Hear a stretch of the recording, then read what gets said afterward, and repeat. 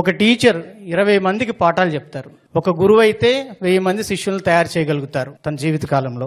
అదే ఒక ప్రొఫెసర్ ఒక 30 బ్యాచ్లు తమ ద్వారా రిలీవ్ అవుతారు. కానీ ఒకే ఒక్క గురువు ప్రపంచంలో ఉన్న తెలుగు వారందరికీ నిత్యం పాఠాలు చెప్తున్నారు. వేకుజాము నుంచి రాత్రి నిద్రపోయే వరకు తెలుగు లోగిళ్ళలో ప్రవచన చక్రవర్తి ప్రవచనం వినిపించిన ఇల్లు ఉండదేమో, వినని వ్యక్తి ఉండరేమో. ధర్మం, సత్యం, సత్ప్రవర్తన, సత్చింతన, మంచి వాక్కు గురించి పిల్లల నుంచి పెద్దల వరకు అందరూ ఒకే గురువు గారి మాట వింటారు. ఆయనే ధర్మ ప్రచార ప్రయోక్త పద్మశ్రీ చాగంటి కోటేశ్వరరావు గారు. ప్రజలకు ధర్మ మార్గం చూపిస్తూ నైతిక విలువలు బోధిస్తున్న మన అందరి గురువులు ఉపన్యాస చక్రవర్తి, ప్రవచన వాచస్పతి, శారదా జ్ఞాన పుత్రులు బ్రహ్మశ్రీ చాగంటి కోటేశ్వరరావు గారికి నమస్కారం.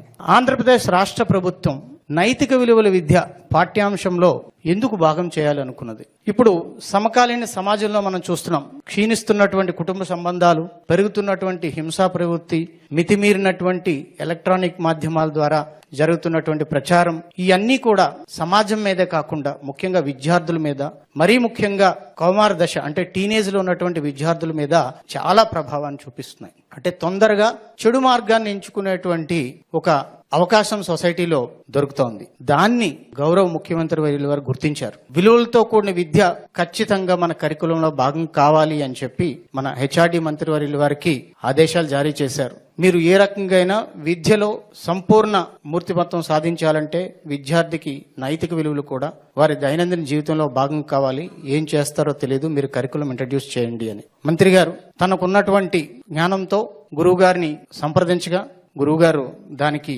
ఒప్పుకున్నారు. సో ముఖ్యమంత్రి గారి ఆలోచనలు, నారా లోకేష్ గారి కార్యరూపంతో ఈరోజు విద్యాశాఖలో మనందరికీ దిశానిర్దేశం చేయడానికి ఒక గొప్ప వ్యక్తి మనకి లభించారు. వారిని మీ అందరికీ పరిచయం చేసే భాగ్యం నాకు దక్కినందుకు గొప్పగా ఫీల్ అవుతున్నాను. Thank you. ధర్మార్థ కామ మోక్షముల గురించి సామాన్యులకు అర్థమయ్యే రీతిలో చెప్పడం గురువు గారు గొప్పతనం. కేంద్ర ప్రభుత్వ అధికారిగా పదవి విరమణ చేసిన చాగంటి వారు అష్టాదశ పురాణాలను అధ్యయనం చేశారు. మండల దీక్షతో 42 రోజుల పాటు సంపూర్ణ రామాయణంను, 42 రోజుల పాటు భాగవతాన్ని, 30 రోజుల పాటు శివపురాణాన్ని, 40 రోజుల పాటు శ్రీ లలితా సహస్రనామ స్తోత్రాన్ని అనర్ఘంగా ప్రవచించారు. ఒక గొప్ప ఉదాహరణ చెప్తాను వారి గురించి. ప్రధానమంత్రి పివి నరసింహారావు గారు ఉన్న సమయంలో వీరి ప్రవచనాలు విని మీ పాండితీ ప్రకర్ష అమోఘం, మీరు ఏమడిగినా చేస్తాను కోరుకోండి అని అడిగారు. అంత గొప్ప ప్రధానమంత్రి, భారతదేశ ప్రధానమంత్రి ఒక సాధారణ ఉద్యోగికి వరం అడిగితే ఎవరైనా ఏం చేస్తారు?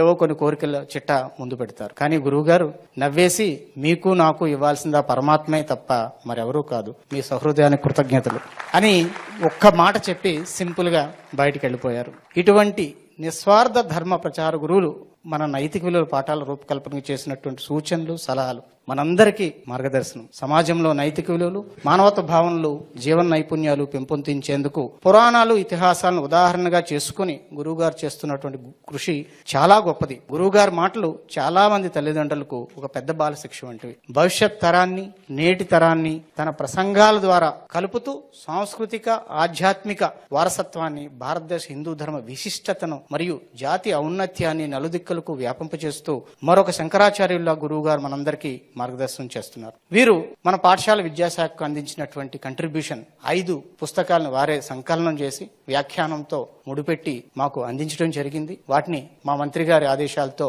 ముద్రించి 6 నుంచి 10 తరగతుల వారికి మనం స్కూల్ కిట్ తో పాటు అందించడం జరిగింది. అందించడమే కాకుండా అది విద్యార్థులు అభ్యసిస్తున్నారో లేదో మూల్యాంకనం, మదింపు కూడా చేయబోతున్నాం. రాబోయేటువంటి మెగా పేరెంట్ టీచర్ మీటింగ్, తల్లిదండ్రుల సమావేశంలో విద్యార్థులతోనే ఆ పద్యాలని అందరూ పేరెంట్స్ ముందర చెప్పించి, వ్యాఖ్యానాన్ని చెప్పించి ఆ జిజ్ఞాసని, ఆ జ్ఞానాన్ని తల్లిదండ్రులకు కూడా విద్యార్థుల ద్వారా అందించాలని ఒక ప్రయత్నం చేయబోతున్నాం. తినలేని వాళ్ళు ఉన్నారు, తింటున్నావు సంతోషించు. చూపు లేని వాళ్ళు ఉన్నారు, చూస్తున్నావు సంతోషించు. నడవలేని వాళ్ళు ఉన్నారు, నడుస్తున్నావు సంతోషించు. ఈశ్వరుడు ఇచ్చిన వాటితో తృప్తిపడు. ఇది గురువు గారు, చాగంటి గారు మనకిచ్చినటువంటి సందేశం. మనందరం పాటించాల్సినటువంటి నియమం. నమస్కారాలు.